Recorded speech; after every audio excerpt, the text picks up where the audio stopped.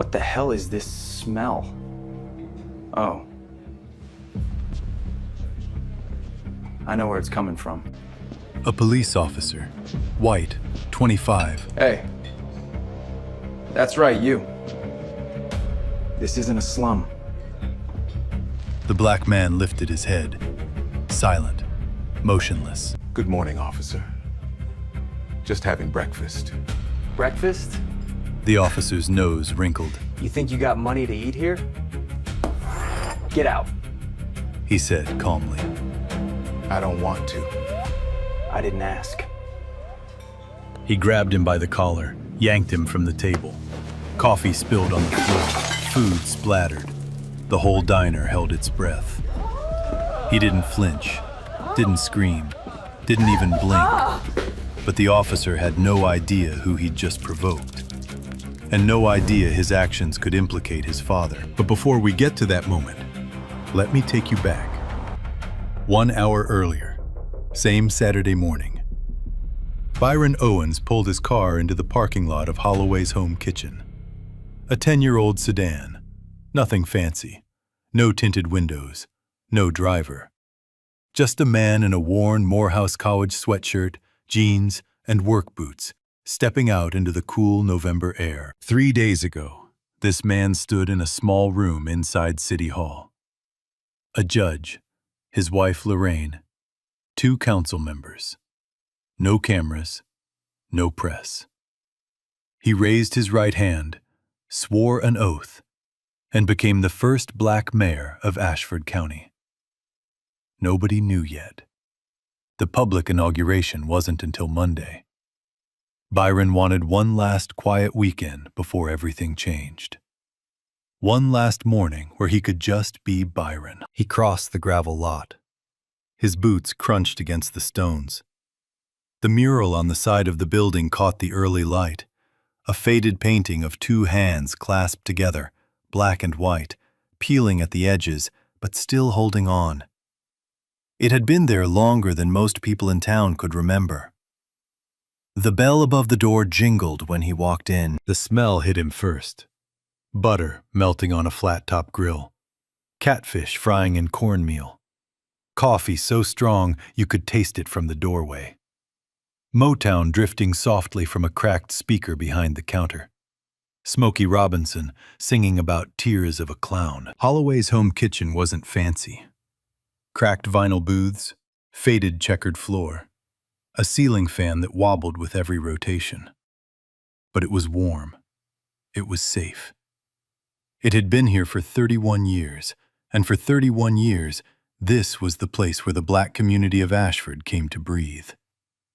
Denise Holloway stood behind the counter, drying a mug with a dish towel. 46 years old, arms strong from decades of lifting cast iron skillets. A laugh that could fill the whole room. "Byron Owens, where you been hiding?" "Busy week," he said, and smiled, because she had no idea how true that was. She poured his coffee without asking. Black, no sugar. Set it down in front of his usual booth, the one by the window, where the morning sun came through and made the old wood glow. He sat down, opened the Ashford Gazette. Right there on the front page, the headline read, "Ashford elects first black mayor." But no photo. The paper was saving that for the Monday edition. Byron folded it face down on the table. He wasn't ready for that yet. He ordered the catfish plate. Around him, the diner hummed with its usual Saturday rhythm. A retired postal worker in the corner booth, reading the sports section, stirring his grits slow. A young mother at the counter with 2 kids sharing a stack of pancakes, the little one getting syrup on his chin. Ray Dawson, the 23-year-old line cook, bobbing his head to the music while he flipped eggs behind the pass-through window. Peace. That's what this was. A man having breakfast in a place that felt like home. Then the parking lot gravel crunched again. A patrol car pulled in. Not on a call. No lights, no siren. Just a white and blue cruiser sliding into the spot closest to the door. The man who stepped out wore a full uniform, duty belt, badge, sidearm. His name was Travis Crawford, 25 years old, 2 years on the force, the only son of Ashford County's police chief, Glenn Crawford. 2 years, 3 complaints of excessive force, all buried, all marked unfounded by his father's office. He pulled over black and brown drivers at 3 times the rate of any other officer in the department. Everyone at the precinct knew it. Nobody said a word. Travis wasn't here on business. His girlfriend had called in a to-go order. That's it. Bacon, eggs, toast, a 5-minute stop. But when he pushed open that door and the bell jingled again, his eyes didn't go to the counter. They went straight to the booth by the window. A black man, sitting alone, reading the paper, eating breakfast like he belonged there. Travis's jaw tightened. His hand drifted to his belt. And just like that, the piece was over. Travis didn't go to the counter, didn't even glance at it. His to-go order was sitting right there, bagged and ready, but he walked straight past it. He walked to Byron's booth. He stood over him, one hand on his duty belt, the other flat on the edge of the table. Close enough that Byron could smell the cheap cologne mixed with gun oil rising off his uniform. Close enough to make a point. Byron didn't look up right away. He finished the sentence he was reading. Then he set the paper down, folded his hands on the table, and raised his eyes. "Can I help you, officer?" Travis didn't answer. He tilted his head, looked Byron up and down, slowly, the way someone inspects something stuck to the bottom of their shoe. "You've been sitting here a while." It wasn't a question, it was an accusation. "About 20 minutes, Byron said. "Waiting on my catfish." 20 minutes. Travis let the number hang in the air like it was evidence of something. That's a long time to just be sitting around doing nothing, in a place like this. It's a restaurant, officer. People sit. Something flickered behind Travis's eyes, a hot, ugly flash. Nobody talked back to him, not in this part of town. Not someone who looked like Byron. Not ever. He leaned down. His shadow fell across the table. "You got a real smart mouth for someone in your position, you know that?" Byron said nothing, held the eye contact, steady, still. "I asked you a question." "I didn't hear a question, officer. I heard a comment." Travis's jaw tightened so hard the muscles in his neck twitched. His eyes narrowed into something cold and sharp. "You got ID?" There it was. No probable cause. No reasonable suspicion. No legal basis whatsoever. Just a badge and the assumption that a black man sitting peacefully in a booth owed the world an explanation for his own existence. Byron knew the law. He knew it better than the man standing over him ever would. He could refuse. He had every constitutional right to refuse. But he also knew what happened to black men who exercised their rights in front of officers like this one.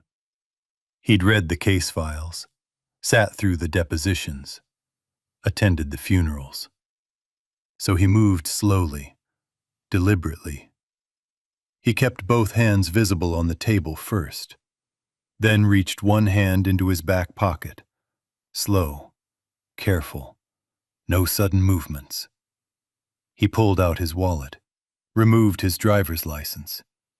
He held it out. Travis snatched it. Didn't say thank you. Didn't nod. He held it between 2 fingers like it was something contaminated, something beneath him. He read it, studied it, flipped it over, held it up to the light like he was checking for a forgery. Byron Owens. He said the name like he was chewing on something rotten. "Where are you from, Byron?" "I live here, Ashford. Have for over 20 years. 20 years. Travis looked around the diner, scanned the faces watching him, looked back at Byron. "Funny. I know every face in this town. Don't know yours. You sure you ain't just passing through? Looking for somewhere to sleep? Byron's expression didn't change. I'm sure. Well, Byron added quietly, now you know my face. Travis's nostrils flared. His hand went to his shoulder radio. He keyed it with a sharp click. Dispatch, I need a full check on a driver's license. Last name Owens, first name Byron. Bravo Yankee Romeo Oscar November. He read the license number out loud. Every digit enunciated, making sure every single person in that diner heard every syllable. Then he slid Byron's license into his own shirt pocket. Not handed back, pocketed, like it belonged to him now. Sit tight, he said. Don't move until I tell you.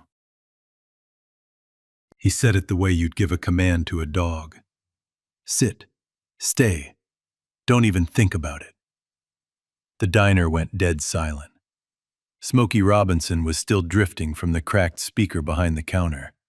Tracks of my tears now, but nobody heard it. Every fork was down, every conversation over. Every set of eyes locked on the booth by the window. Denise set down her dish towel. Her jaw was tight, her knuckles white around the edge of the counter.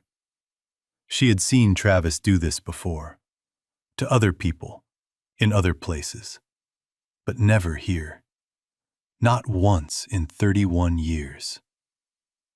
Travis, she kept her voice steady. Your food's ready, right here on the counter. He didn't turn around. Travis, your order's getting cold. I heard you, Denise. Flat, dismissive. He didn't take his eyes off Byron. I'm busy. Busy doing what?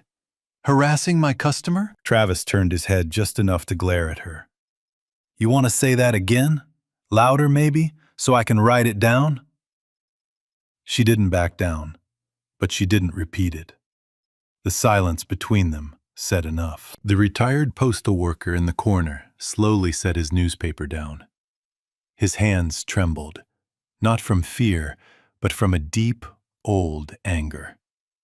He'd lived through Jim Crow. He recognized the look on Travis's face. He'd seen it before, 50 years ago, on different men wearing different uniforms.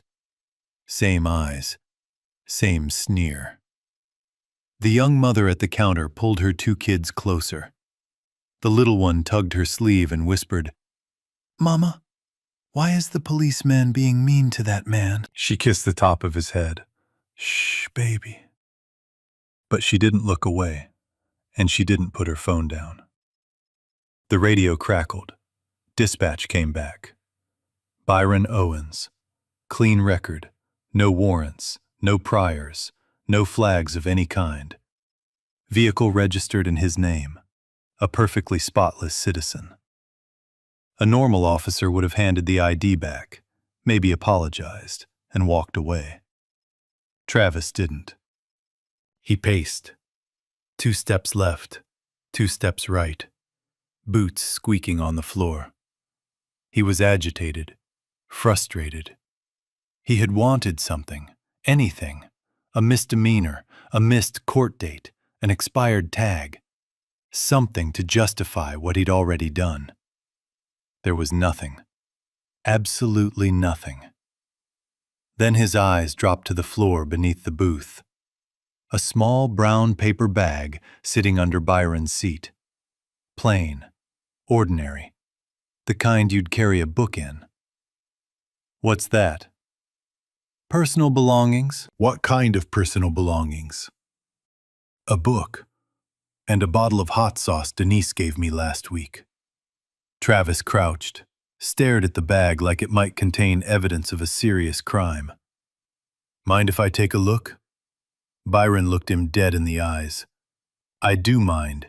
You have no probable cause, no warrant, and no legal right to search my personal property.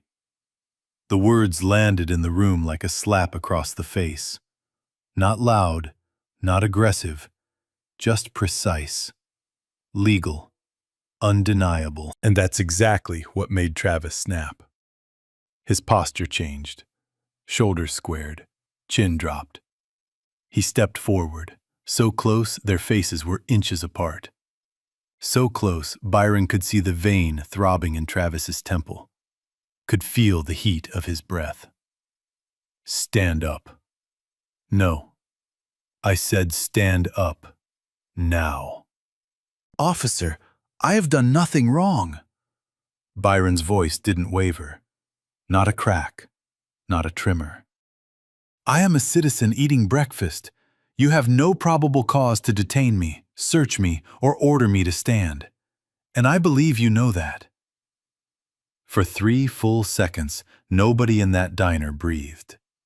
Then Travis grabbed the collar of Byron's Morehouse sweatshirt with both hands and pulled. He didn't just pull him from the booth. He dragged him. Byron's hip cracked against the table edge. The coffee cup tipped and shattered on the linoleum. The catfish plate, still steaming, slid off and crashed. Cornmeal and grease splattered across the floor. The newspaper fell open and landed face up in the puddle of spilled coffee. Bold black ink. Ashford elects first black mayor. Travis didn't see it. He was too busy dragging a man across the floor of a restaurant. Byron didn't resist. His hands stayed open, palms out, fingers spread wide. Every muscle in his body was locked tight, but his hands stayed open. Because he knew the math. One clenched fist, one sudden movement, could turn a wrongful detention into a body bag. His boots scraped across the checkered linoleum. They left long, dark scuff marks that would still be visible a week later. Denise rushed around the counter. Travis, what are you doing? He didn't do a single thing. Stay out of it, Denise. Sharp enough to cut bone. This doesn't concern you. This is my restaurant. And this is my badge. Step back. She stopped. Not because she wanted to, because she had learned, a long time ago, what happened when a black woman challenged a Crawford in this town. The young mother's phone was raised, recording. Her hands trembled, but she did not stop. Behind the pass-through window, Ray Dawson had his phone propped against the ticket rail. The red recording light blinked in the dim kitchen. His hands were dusted in flour. His eyes were wide and glassy. But the camera was perfectly still. The bell above the door jingled one last time as Travis shoved Byron through it and out into the cold morning air. Gravel crunched under Byron's boots as he stumbled forward. Inside, the catfish was still steaming on the floor, and the headline lay face up in a puddle of brown coffee. Waiting, quietly, for someone to finally read it. The morning air hit Byron's face like a cold slap. November in the south, not freezing, but sharp enough to sting exposed skin. The sky was a flat, pale gray. The kind of sky that looks like it's pressing down on you. Watching. Waiting. Travis shoved him toward the patrol car parked by the entrance. One hand gripping Byron's shoulder, the other pressing against the back of his neck. Pushing. Steering. Controlling. Like Byron was something to be moved, not someone to be spoken to. Hands on the hood. Spread your feet. Byron placed his palms flat on the cruiser. The metal was ice cold beneath his fingers. He could feel the chill seeping through his skin, settling into his bones. He spread his feet apart without being told twice. He had done absolutely nothing wrong. But he was standing in a position that told the world otherwise. Travis kicked Byron's boots wider apart, not gently. The steel toe of his boot caught Byron's ankle hard enough to leave a bruise that would darken by evening. Byron didn't make a sound. He just adjusted his stance and kept his palms flat. Then the pat-down started. Hands on Byron's shoulders, down his arms, under his arms, across his chest, around his waist, down each leg, inside each leg. Slow, thorough, aggressive. Every single movement designed not to find something, but to humiliate. To remind Byron who was in control. He found nothing. No weapons, no contraband, no drugs, no stolen property. Nothing but a leather wallet, a set of car keys, and a cell phone. Travis pulled the phone from Byron's jacket pocket. He didn't bag it, didn't log it as a confiscated item.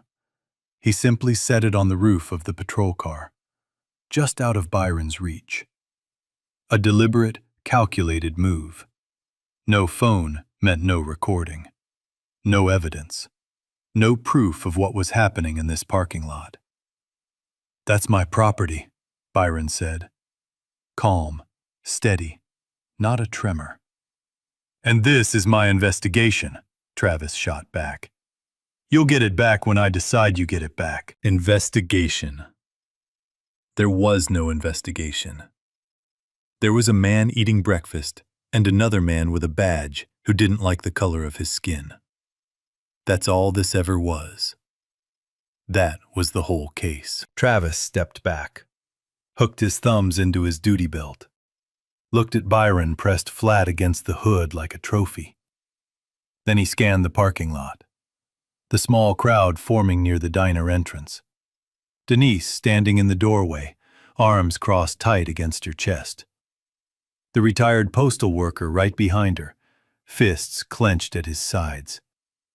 3 men from the barber shop next door, still wearing their capes, standing in a line on the sidewalk. The young mother with her phone pressed to the window glass inside, the red recording dot still blinking. Travis pointed at them. His voice carried across the gravel lot.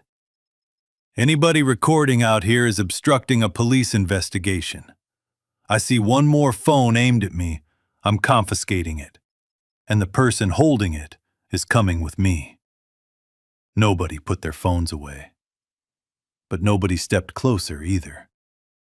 Travis turned back to Byron. He leaned in. Close. Close enough that his breath hit Byron's ear, warm and sour. And he spoke in a voice meant only for the two of them, low and slow. "I know every single face in this town, every name, every corner, every alley. And I don't know yours. You know what that tells me?" Byron stared straight ahead at the hood of the car, said nothing. "It tells me you don't belong here. It tells me you're a problem that wandered in from somewhere else. And where I come from, we handle problems before they get comfortable. You understand what I'm saying to you?" He pulled back, smiled. Not a real smile. The kind of smile that has nothing warm behind it. The kind that says, "I can do whatever I want to you, and nobody is going to stop me. I'm writing you up. Obstruction of justice and creating a public disturbance." Byron turned his head slightly. "I haven't obstructed anything. And the only disturbance in this parking lot is the one you created, officer." "See, there's that smart mouth again." Travis pulled a citation pad from his back pocket, started scribbling on the hood of the car, right next to Byron's open hands. The pen scratched against the paper. Fabricated charges, invented offenses, written in black ink on an official police form by a man in uniform. That's all it takes. That's all it has ever taken to turn a lie into something that looks like the law. Then Denise came outside. She was carrying the brown paper bag from under Byron's booth. She held it toward Travis with both hands. "This is his. It was under his table. You want to see what's inside so bad? Fine. Here, look at it. Then let him go." She was trying to end this. Trying to give Travis what he wanted so he'd leave Byron alone. But instead, she gave him a reason to keep going. Travis snatched the bag from her hands, opened it, pulled out the book first, a biography of Thurgood Marshall, hardcover, dog-eared at chapter 6. He turned it over in his hand like it was written in a foreign language. Then he tossed it onto the hood of the car. It landed with a dull thud next to the citation pad. Then he reached in and pulled out the bottle of hot sauce. Small. Glass. Homemade. Denise's own recipe. She gave them to her regulars every winter. Everyone in the neighborhood had one. Travis held it up to the gray light, turned it slowly between his fingers, studied it like it was a vial of something dangerous. "What's this?" "Hot sauce," Byron said. "Homemade." "Homemade." Travis looked at the bottle, looked at Byron, looked at the bottle again. No label, no ingredients, no expiration date. Could be anything in here, anything at all. It's hot sauce. Could be a controlled substance, could be something I'm not familiar with, and that gives me the right to— "It gives you nothing." Byron's voice was still calm, but there was iron underneath it now. Cold, heavy iron. "That is a bottle of hot sauce made by the woman standing 3 feet behind you, and you know it." Travis set the bottle down on the hood. Slowly. Carefully. Like he was placing a piece of evidence at a crime scene. He wanted this to feel official. He wanted Byron to feel small. He wanted every person watching to understand that this parking lot belonged to him. Then gravel crunched behind them. A second vehicle pulled in. Not a patrol car. An unmarked black sedan with tinted windows. The engine was still ticking when the driver's door swung open and a man stepped out. Glenn Crawford, late 50s, civilian clothes, khaki pants, navy polo, a light windbreaker zipped halfway. But his posture was pure authority, chest forward, chin high. The walk of a man who had run Ashford County's police department for 22 years and never once been questioned. He wasn't supposed to be here.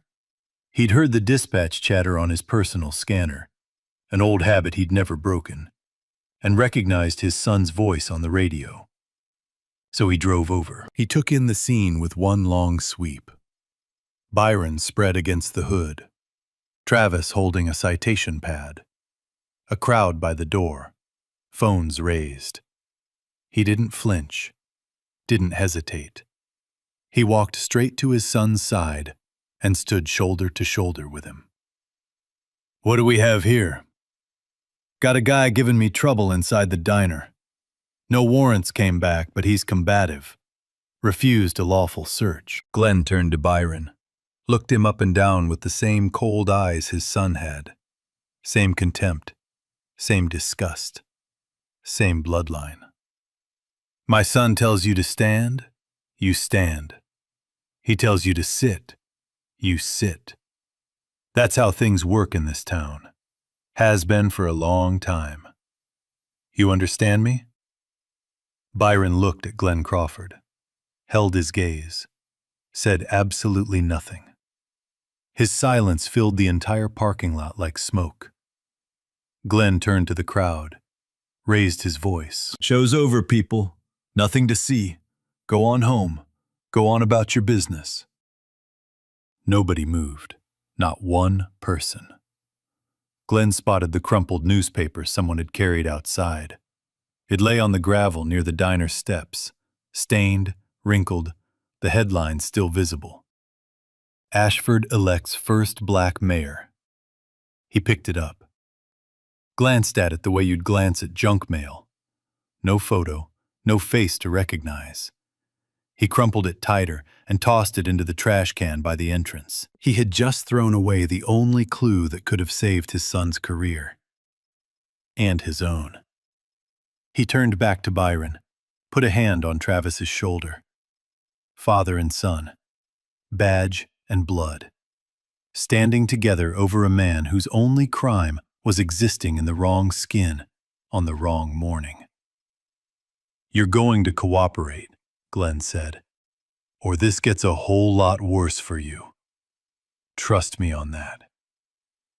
Byron held his gaze, steady as stone, unbroken. And somewhere behind them, in the crowd, a phone was still recording every word. Then a third engine rumbled into the parking lot. A marked patrol car rolled to a stop behind Glenn's sedan. The door swung open. Sergeant Angela Watts stepped out. Early 30s, white. Blonde hair pulled tight under her cap.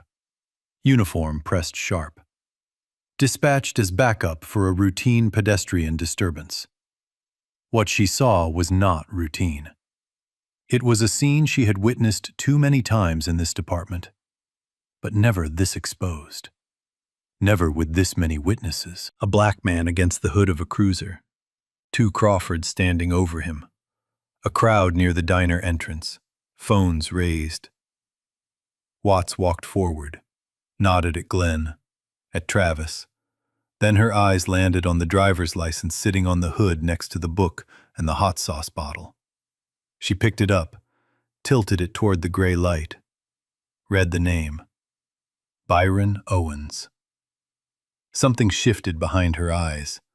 Recognition, then dread. 1 second, then she locked it down. She set the license on the hood, turned to Travis, touched his elbow, pulled him 2 steps to the side. Her whisper cut through the parking lot silence like a blade. Travis, do you know who that man is? Travis shrugged. Some guy giving me attitude. Why? That is Byron Owens. Yeah, read the ID. So what? Watts leaned closer. Byron Owens was sworn in as the mayor of Ashford County 3 days ago. Private ceremony. The public inauguration is Monday. She let the words land like nails driven into wood. He is the mayor, Travis. Your boss. Your father's boss. My boss. The highest-ranking elected official in this county. And you just dragged him across the floor of a restaurant by his collar. The arrogance drained from Travis's face all at once, like a mask ripped clean off. The color left his skin. His mouth fell open. His arms dropped to his sides. Those same cold eyes that had stared Byron down for 45 minutes went completely blank. He turned and looked at Byron, still leaning against the hood, palms flat, calm as stone. For the first time, Travis saw him for what he was. Not a suspect, not a target. A man who could end his entire career with a single phone call. Glenn had been watching from behind. He could not hear the words, but he could read his son's face. Something had gone terribly wrong. What is it? Travis could not speak. Glenn's eyes snapped to the trash can by the diner steps, the crumpled newspaper. He crossed the lot, pulled it out, unfolded it with shaking hands. The headline, Ashford elects first black mayor. And there, in the opening paragraph, the name he had thrown in the garbage. Byron Owens. His face turned the color of wet ash. He looked at the name, looked at the man on the hood, looked at the name again. His hand crushed the edge of the paper. At the cruiser, Byron pushed himself upright, 1 palm at a time. He brushed the grit from his Morehouse sweatshirt, picked up his phone from the roof, picked up the book and the hot sauce, placed them back in the brown paper bag. Then he turned to face Travis Crawford. He did not shout, did not raise his voice, but every word pressed down on the air like a storm about to break. Officer Crawford, I want your badge number. I want your body camera footage. If that camera was not activated, that is a separate violation. I want the complete dispatch recording. And I want a full written report of every action you took from the moment you entered that diner to right now. On my desk, Monday, 8 a.m. That is not a request. Travis stood frozen. His mouth opened and closed. No sound. Glenn lunged forward. Mayor Owens, let us just sit down and talk about... Chief Crawford. Byron's voice landed like a steel door closing shut. You arrived at this scene. You saw an unarmed citizen being illegally detained. Instead of intervening, you stood beside your son and threatened me in front of witnesses. Your report. Same deadline. Same desk. Glenn opened his mouth. Closed it. 22 years running this department. Not once had he been left without words. His hands would not stop shaking. Byron turned to the crowd, whispers spreading fast. A gasp. A hand pressed over a mouth. Someone murmuring, "That's him. That's the new mayor." An older woman shaking her head, tears running down her face. He spoke clearly. No anger, no triumph. "I'm sorry you had to see this, but I am glad you were here. And I am glad you recorded every second of it." He turned around, walked back across the gravel, pushed open the diner door. The bell jingled above his head. He sat down in his booth, the same booth by the window. Denise stood behind the counter, eyes red, hands trembling around a coffee pot. She walked over without a word and poured. Black, no sugar. The coffee shivered in the mug. She opened her mouth to speak, but what do you say to a man who just endured all of that without breaking? Byron wrapped both hands around the warm ceramic, took one slow sip, set it down. Through the window, Travis Crawford stood motionless in the center of the parking lot, arms limp, badge catching the flat gray light, staring at absolutely nothing. The face of a man watching his entire life collapse in under 60 seconds. The diner door had barely closed when the parking lot exploded. Glenn grabbed Travis by the front of his uniform, two fists full of fabric, father to son, face to face. "Do you have any idea what you just did? Any idea what you just brought down on this family?" Travis's eyes were glazed. "How was I supposed to know? He was just sitting there. He looked like what?" Glenn shoved him into the cruiser hard enough to rock it. "A black man? That what you were about to say? With 8 phones in your face?" That was the tell. Glenn was not angry because his son had assaulted an innocent citizen. He was angry because his son had assaulted the wrong innocent citizen. If Byron had been a nobody, just another black man without a title, Glenn would have driven home and never lost a minute of sleep. Remember that. It matters later. Travis tried again. His voice came out thin. "Dad, I was just doing my job." "Your job was picking up a to-go order, bacon and eggs. That was the entire mission. Instead, you dragged the mayor of this city across a floor. On camera, Travis." Travis slid down the side of the cruiser until he sat on the bumper. Legs gone. Face the color of old cement. Hands trembling in his lap. 10 feet away, Sergeant Watts stood with her field notebook open, writing everything.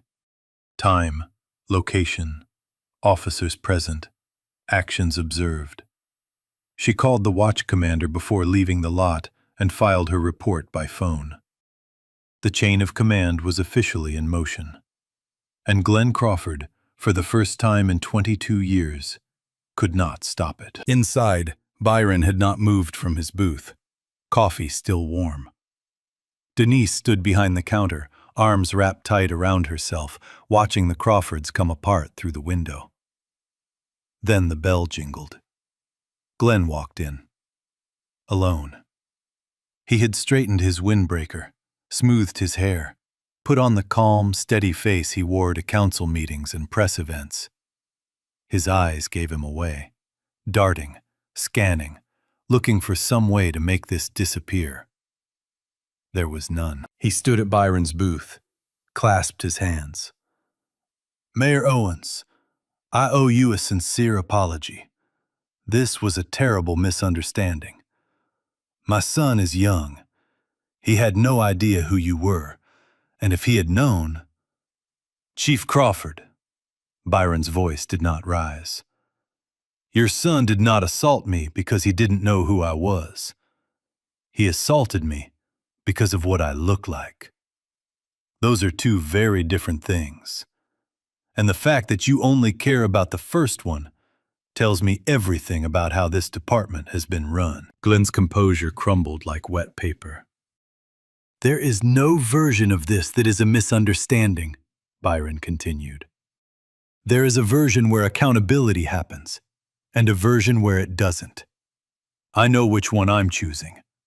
I suggest you think carefully about yours. Glenn walked out, his hands trembling so badly he needed both of them to push the door open. By noon, Byron was home. Kitchen table. Lorraine beside him, hand on his forearm. She had not spoken in 10 minutes.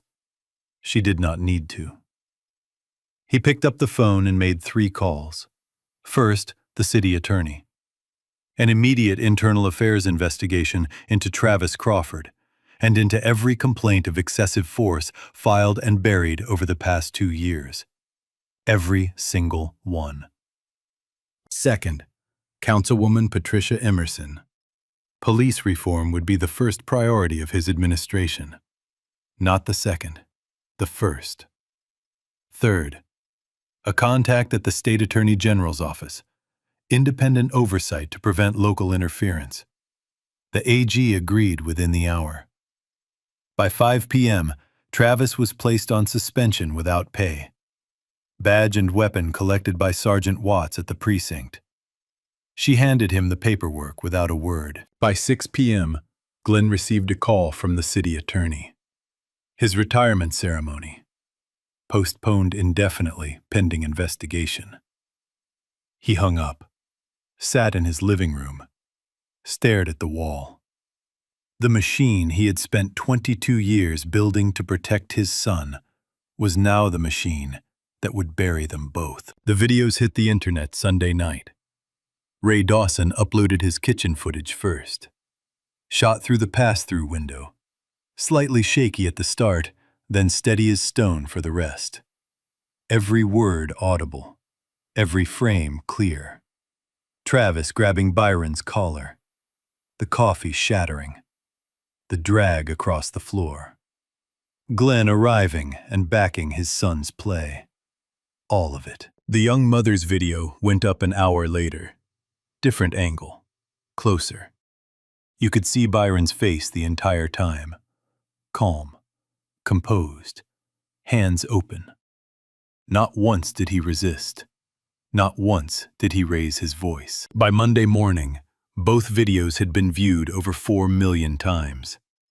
By Monday afternoon, 12 million. Cable news picked it up, then national papers, then international outlets. The footage played on loop across every platform, every channel, every feed. The headline wrote itself. Police chief's son drags new mayor out of diner. Monday morning, Byron Owen stood on the steps of Ashford County City Hall for his public inauguration. The crowd was 3 times the expected size. People lined the sidewalks, spilling into the street. National press cameras lined the front row. Microphones bristled from every direction. Byron wore a dark suit. Lorraine stood beside him. Denise Holloway was in the 3rd row, dabbing her eyes with a napkin from her own restaurant. His inaugural address was measured and deliberate. He did not name the Crawfords. He did not need to. Everyone already knew. I did not seek this office to be comfortable, he said. I sought it to make sure that what happened to me on Saturday morning never happens to anyone in this city again. Not to any father, not to any son, not to any person who walks into a restaurant and just wants to eat breakfast in peace. The crowd erupted. The applause lasted nearly a full minute. Behind the scenes, the investigation was already moving faster than anyone expected. The State Attorney General's office had taken oversight of the case within 24 hours of Byron's phone call. Their first action was pulling Travis Crawford's complete personnel file from the Ashford County Police Department. What they found inside was worse than anyone had predicted. 14 complaints. 14. Filed over just 2 years. Excessive force, racial profiling, unlawful stops, illegal searches. 14 separate citizens had taken the time to formally report Travis Crawford's behavior. Every single one had been marked unfounded or resolved, no action required. Every single one had been signed off by the same person. Glenn Crawford, Chief of Police, father of the accused. But that was only the beginning. The investigators found 6 incidents involving illegal searches where no charges were ever filed against the officer. They found body camera footage that had been accidentally deleted on 3 separate occasions, all 3 involving black men. They found a pattern of code enforcement complaints filed against black-owned businesses in the county, all originating from Travis's patrol reports, none of which were ever substantiated. Glenn Crawford had not simply failed to discipline his son. He had actively constructed a system to protect him. He buried complaints. He intimidated witnesses. He falsified internal review documents. He used the machinery of his office to make his son untouchable. Until now. Travis Crawford's trial began 6 weeks after the incident. The charges were severe: assault in the 4th degree, unlawful detention, violation of civil rights under federal statute, filing a false police report, the fabricated obstruction citation he had started writing on the hood of his own patrol car. The trial was covered nationally. Camera crews lined the courthouse steps. Legal analysts debated the case on every evening broadcast. The diner footage was played in the courtroom. Every second of it. The jury watched Byron being grabbed by the collar, watched him being dragged, watched his coffee shatter and his food scatter across the floor, watched his hands stay open the entire time. Byron took the stand. He testified for 45 minutes. Calm, precise, devastating. He recounted every moment with the clarity of a man who had spent 30 years in law, dissecting language and evidence for a living.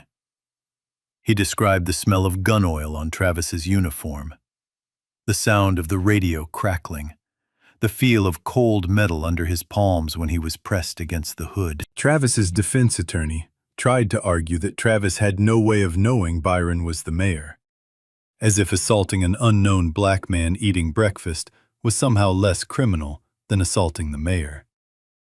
The judge shut the argument down in open court. The jury deliberated for 3 hours. Guilty. All counts. The sentence came down 10 days later. 36 months in state prison. Permanent removal from law enforcement certification. Travis Crawford would never wear a badge again. Glenn Crawford's reckoning came separately, and it was worse. The state charged him with obstruction of justice for burying the 14 prior complaints, conspiracy to violate civil rights, falsifying public records. 3 federal charges that carried a combined maximum of 15 years. Glenn resigned before the trial began. His pension was revoked the same week. 22 years of service, and he walked away with nothing. He pleaded guilty to reduced charges in exchange for full cooperation with the investigation. The judge sentenced him to 18 months in federal prison. His retirement ceremony never happened. The courtroom was silent when the sentence was read. Glenn stood with his hands clasped in front of him, the same pose he had used in Byron's booth when he tried to apologize. This time, there was no one left to apologize to.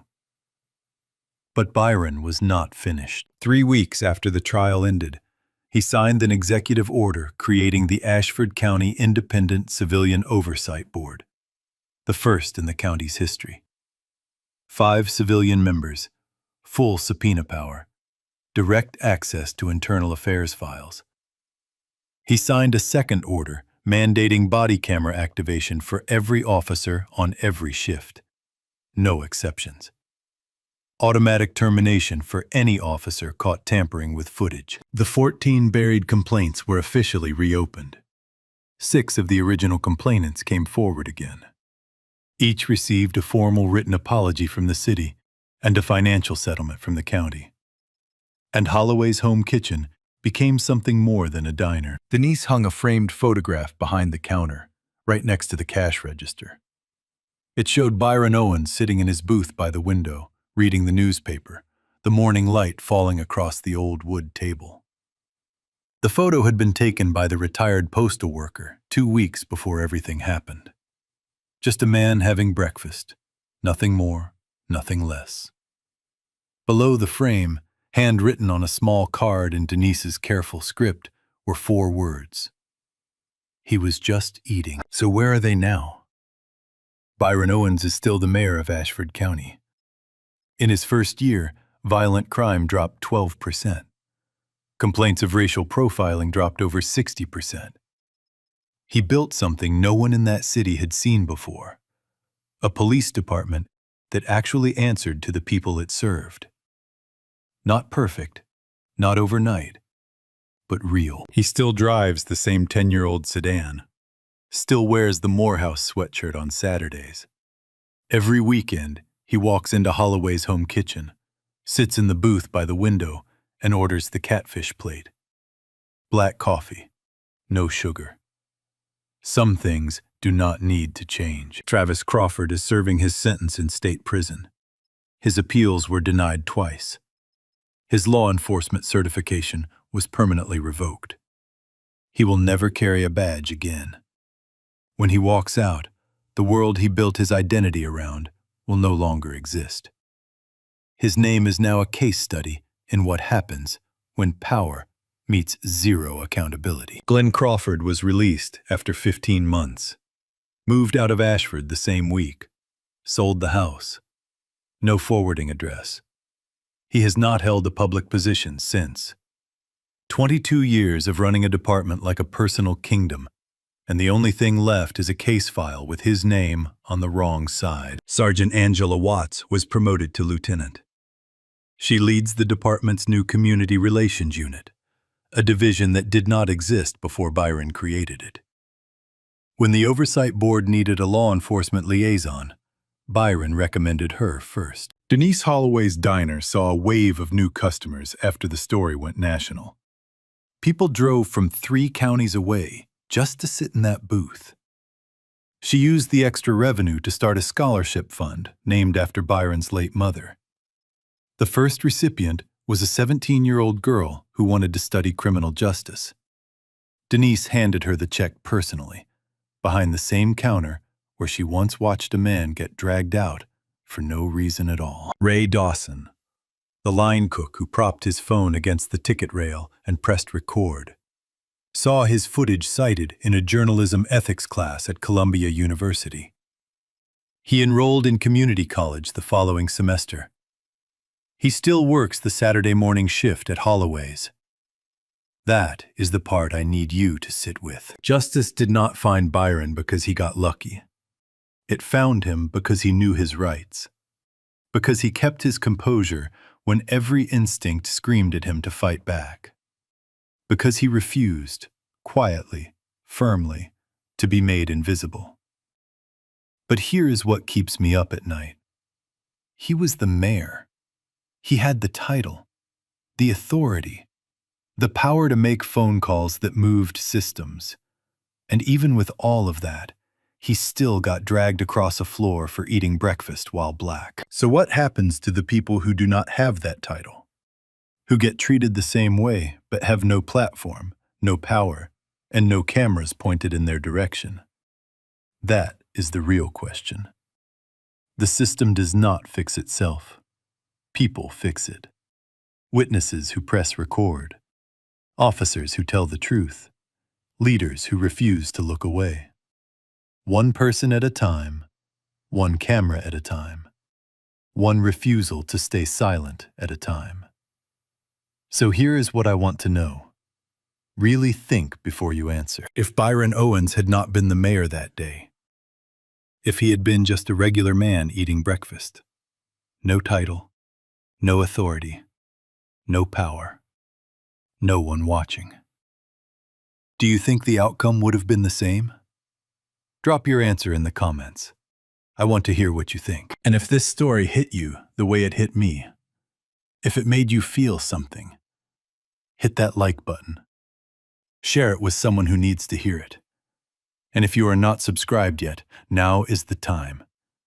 We tell stories like this every week. Stories about justice, about standing up, about the moments that change everything. I will see you in the next one.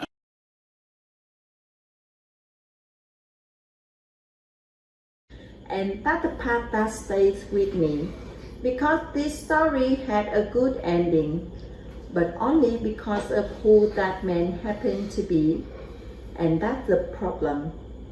What about the people who go through the exact same thing but don't have a title, don't have the power to make one phone call that changes everything? We already know what happens. Nothing. The complaint gets buried. Life goes on for everyone except the person it happened to. And that should bother all of us, because justice shouldn't depend on who you are. It should depend on what happened. The moment we only care because the victim turned out to be someone important, we are saying some people's dignity matters more than others. That's not justice. That's just luck. But here's what I do believe. Things change when people stop being comfortable with silence, when someone hits record, when the officer tells the truth, when the leader decides accountability isn't optional. None of that is easy, but all of it matters. So, let me ask you, if that man had no title, no power, no cameras pointed his way, do you think the outcome would have been the same? Tell me in the comments. If this one hit you, share it, like it, subscribe so you will hear for the next one. Because respect shouldn't require a title, it should just require being human.